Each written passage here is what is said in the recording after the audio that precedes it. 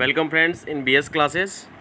We will discuss most important topics of civil engineering. Today our topic is non-destructive test. Friends, non-destructive test को हम दो part के अंदर complete करेंगे. आज हम पार्ट फर्स्ट डिस्कस कर रहे हैं.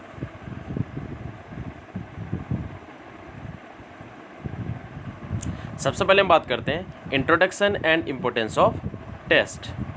फ्रेंड्स, किसी भी एक्चुअल स्ट्रक्चर की कंडीशन को फाइंड आउट करने के लिए हम नॉन डिस्ट्रक्टिव टेस्ट को यूज़ करते हैं. फॉर एग्जांपल, आपके पास कोई एक्चुअल कंक्रीट का स्ट्रक्चर दिया हुआ है और मुझे इस स्ट्रक्चर की कंडीशन फाइंड आउट करनी है. यहाँ पर कंडीशन का मीनिंग है कि इस स्ट्रक्चर के अंदर कितने क्रैक्स अवेलेबल हैं, कितने वॉइड्स अवेलेबल हैं, इसमें जो रेनफोर्समेंट हमने प्रोवाइड कर रखा है इस रेनफोर्समेंट का डायमीटर कितना है, रेनफोर्समेंट मैंने किस लोकेशन के ऊपर प्रोवाइड कर रखा है, कंक्रीट का जो कवर प्रोवाइड किया है वो कवर कितने एमएम का है और इस कंक्रीट स्ट्रक्चर की डेंसिटी कितनी है. तो ये हम सारी कंडीशंस फाइंड आउट करने के लिए हम नॉन डिस्ट्रक्टिव टेस्ट यूज़ करते हैं. दूसरी सबसे अच्छी बात यह है कि इस टेस्ट को करने में हमें बहुत ही कम टाइम की रिक्वायरमेंट होती है और इसके अंदर जो हम इक्विपमेंट्स यूज़ करते हैं ये बहुत ज़्यादा कॉस्टली नहीं होते हैं, इसलिए ये टेस्ट इनएक्सपेंसिव टेस्ट होता है. फर्स्ट पॉइंट है non destructive test is used for inspecting the condition of structure. कि किसी भी स्ट्रक्चर की कंडीशन का इंस्पेक्शन करने के लिए हम नॉन डिस्ट्रक्टिव टेस्ट को यूज़ करते हैं. सेकंड पॉइंट है non destructive techniques consuming less time and inexpensive. जो एनडीटी टेस्ट होता है इसको कंप्लीट करने में हमें बहुत ही कम टाइम की रिक्वायरमेंट होती है और ये इनएक्सपेंसिव टेस्ट होता है.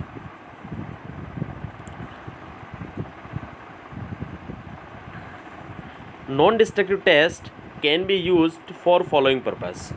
नॉन डिस्ट्रक्टिव टेस्ट को हम किन किन पर्पस के लिए यूज़ करते हैं.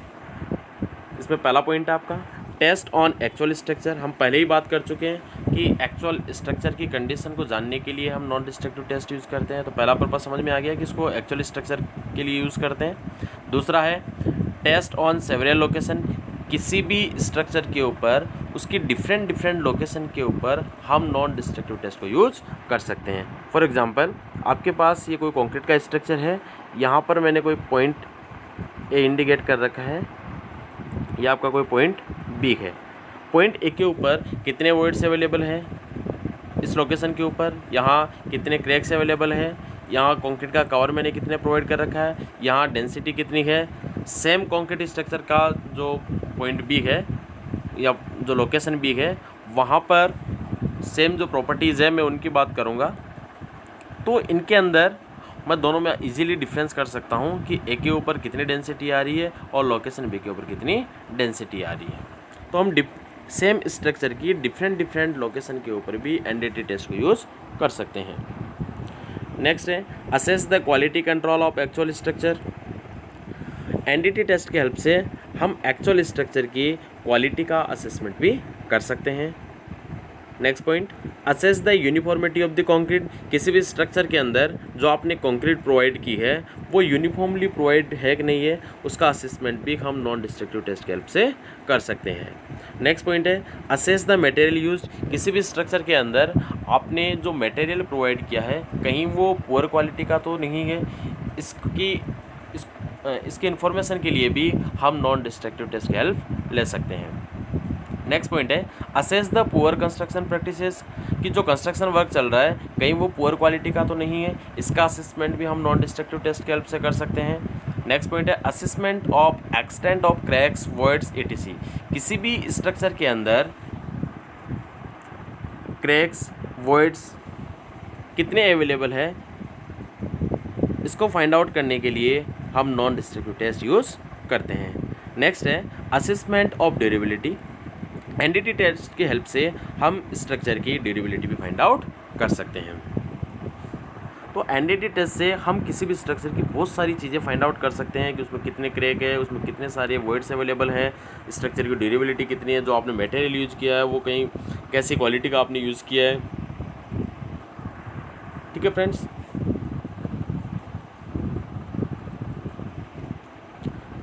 नेक्स्ट है types of non destructive test. हम यहाँ पर नॉन डिस्ट्रक्टिव टेस्ट के टाइप डिस्कस करेंगे। मैं यहाँ पर मेन जो इसके टाइप है उनको डिस्कस करूँगा। फर्स्ट टाइप है इसका ultrasonic pulse velocity test, second है रिबाउंड हैमर टेस्ट, थर्ड है rebar and cover meter test. सबसे पहले हम बात करते हैं ultrasonic pulse velocity test. Friends, ultrasonic pulse velocity test का यूज़ क्यों किया जाता है? इसका यूज़ हम इसलिए करते हैं, किसी भी कंक्रीट स्ट्रक्चर की डेंसिटी कितनी है उस डेंसिटी को फाइंड आउट करने के लिए हम ultrasonic pulse velocity test use करते हैं। इसको समझने के लिए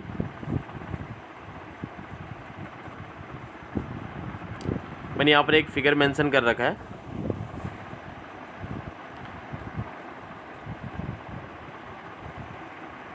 ये कोई कंक्रीट का स्पेसिमेन बना हुआ है। इस स्पेसिमेन के एक फेस पे यहाँ पर ट्रांसमीटर लगा हुआ है, स्पेसिमेन के अपोजिट फेस पे एक रिसीवर लगा हुआ है। ट्रांसमीटर का काम पल्स जनरेट करने का है और रिसीवर का काम है कि जो पल्स जनरेट की है उन पल्स को डिटेक्ट करना। तो हम क्या करते हैं, सबसे पहले ट्रांसमीटर को लगा देते हैं और ट्रांसमीटर को ऑन कर देते हैं। जैसे ही ऑन करते हैं तो यहाँ से पल्स ट्रेवल करना शुरू करती है और ये पल्स कुछ टाइम बाद में रिसीवर तक पहुँच जाती है। रिसीवर इनको डिटेक्ट कर लेता है। तो यहाँ सबसे बड़ी बात यह है कि इन पल्स को ट्रांसमीटर से रिसीवर तक पहुँचने में कितना टाइम लग रहा है। यदि इन पल्स को रिसीवर तक पहुँचने के अंदर बहुत ज़्यादा टाइम लग रहा है तो इसका मतलब इस स्ट्रक्चर की डेंसिटी बहुत कम है, क्योंकि पल्स को ट्रेवल करने के लिए जो कंक्रीट के अंदर सॉलिड्स अवेलेबल है, इन सॉलिड्स की हेल्प से ही ये पल्स ट्रेवल करती है। तो जितने ज़्यादा इसके अंदर इस स्ट्रक्चर के अंदर सॉलिड्स अवेलेबल होंगे तो उतनी इजीली क्या करेंगी, ये पल्स उन सॉलिड्स की हेल्प से एक फेस से दूसरे फेस की तरफ ट्रेवल कर जाएगी। तो इसको ट्रेवल करने के अंदर टाइम बहुत कम लगेगा। इस तरीके से ये रिप्रेजेंट करती है कि इसकी डेंसिटी बहुत ज़्यादा होगी। ठीक है फ्रेंड्स।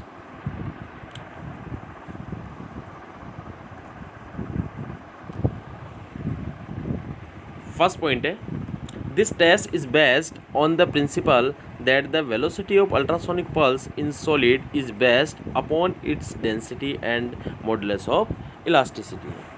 फर्स्ट पॉइंट ये कहता है कि अल्ट्रासोनिक पल्स वेलोसिटी का प्रिंसिपल क्या है।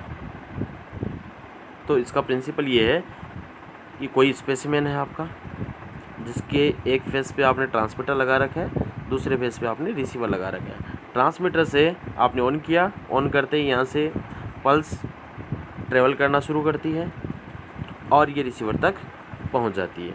तो ये जो पल्स ट्रांसमीटर से निकल के रिसीवर तक पहुँच रही है तो इनको पहुँचने के अंदर जो टाइम लगेगा ये इस बात पे डिपेंड करेगा कि कंक्रीट के अंदर जो सॉलिड्स अवेलेबल है इन सॉलिड्स की डेंसिटी कैसी है और इन सॉलिड का मॉडुलस ऑफ इलास्टिसिटी कितना है। तो जितने ज़्यादा कंक्रीट स्ट्रक्चर की डेंसिटी होगी उतना ही कम टाइम इन सॉलिड्स को रिसीवर तक पहुंचने में लगेगा।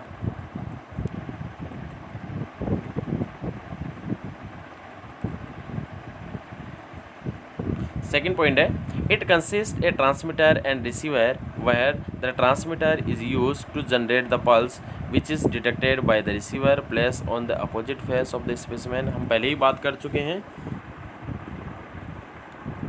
कि कोई कंक्रीट स्पेसिमेन है जिसके एक फेस की तरफ तो ट्रांसमीटर लगा होता है और दूसरे फेस की तरफ रिसीवर लगा होता है और ये दोनों एक दूसरे के अपोजिट फेस के ऊपर होते हैं और ट्रांसमीटर का जो काम होता है वो पल्स जनरेट करना होता है। ये इसका सेकंड पॉइंट क्लियर हो गया। नेक्स्ट पॉइंट है, the time required by the pulse to pass through the specimen is noted. यहाँ से ट्रांसमीटर से रिसीवर तक पल्स को जाने में जो टाइम लगता है हम उस टाइम को नोट कर लेते हैं।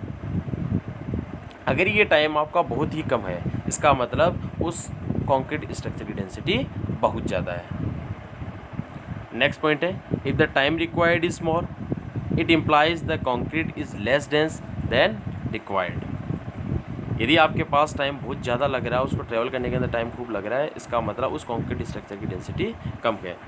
क्योंकि टाइम इसलिए उसको ज़्यादा लग रहा है क्योंकि ये आपका कॉन्क्रीट स्ट्रक्चर है, इसके अंदर ये सॉलिड्स अवेलेबल है और इन सॉलिड्स के बीच में वॉइड्स बहुत ज़्यादा अवेलेबल है।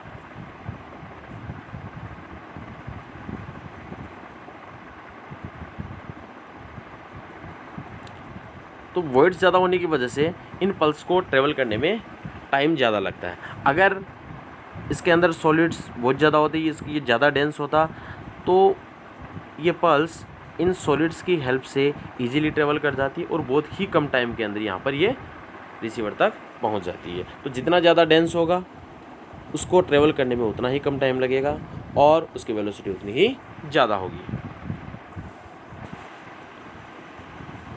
नेक्स्ट पॉइंट है velocity of pulse more in denser medium. जितना ज़्यादा डेंस होगा उसकी वेलोसिटी उतनी ही ज़्यादा होगी। हम ये बात पहले ही कर चुके हैं। नेक्स्ट है कि इस टेस्ट को कौन कौन सी चीज़ें इफ़ेक्ट करती हैं। पहला पॉइंट ये है इसमें कि जो स्पेसिमेन आप यूज़ कर रहे हैं, आपने जो ये स्पेसिमेन लिया है, इस स्पेसिमेन के अंदर जो रेनफोर्समेंट प्रोवाइड किया है, उन रेनफोर्समेंट का अमाउंट कितना है इसके ऊपर डिपेंड करता है। आप जितना ज़्यादा इसमें रेनफोर्समेंट प्रोवाइड करोगे तो पल्स को रिसीवर तक पहुंचने के अंदर बहुत ज़्यादा प्रॉब्लम आएगी, इसलिए उसको पहुंचने के अंदर टाइम ज़्यादा लगेगा और इसका हमें एक परफेक्ट रिजल्ट नहीं मिल पाएगा। सेकंड चीज़ इसको जो इफ़ेक्ट करती है वो है जो कॉन्क्रीट स्पेसिमेन आपने लिया है, उस स्पेसिमेन का खुद का टेम्परेचर कितना है। जैसे अगर इस कॉन्क्रीट स्पेसिमेन का टेम्परेचर मान लो जो टी है वो बहुत ज़्यादा है, टेम्परेचर अगर ज़्यादा होगा तो स्पेसिमेन के अंदर क्या होंगे, ये कॉन्क्रीट सॉलिड्स है, तो ये सॉलिड क्या होंगे, ज़्यादा टेम्परेचर की वजह से वाइब्रेट ज़्यादा करेंगे, इनके अंदर वाइब्रेशन ज़्यादा होगा, तो ज़्यादा वाइब्रेशन की वजह से ये यहाँ पर ट्रांसमीटर से जो पल्स जनरेट हुई है, इन पल्स को इन सॉलिड्स के थ्रू ट्रेवल करने के अंदर प्रॉब्लम आएगी और इनका जो एक्चुअल टाइम होगा वो टाइम हम नोट नहीं कर पाएंगे। इनकी जो वेलोसिटी होगी वो वेलोसिटी भी डिस्टर्ब हो जाएगी और इसकी जो डेंसिटी है वो डेंसिटी भी हमें एक्चुअल नहीं मिल पाएगी। तो इसके जो रिजल्ट होते हैं दो बातों पे डिपेंड करती है, एक तो स्पेसिमेन का खुद का टेम्परेचर कितना है, दूसरा उस स्पेसिमेन में आपने कितना रेनफोर्समेंट प्रोवाइड कर रखा है। Next point, if the temperature is more the vibration in the particles are more which leads to lesser velocity and more lesser. हम ये ऑलरेडी डिस्कस कर चुके हैं। Thank you friends. अगर आपको वीडियो अच्छा लगा तो लाइक करें, शेयर करें और सब्सक्राइब करना ना भूलें। जय हिंद, जय भारत।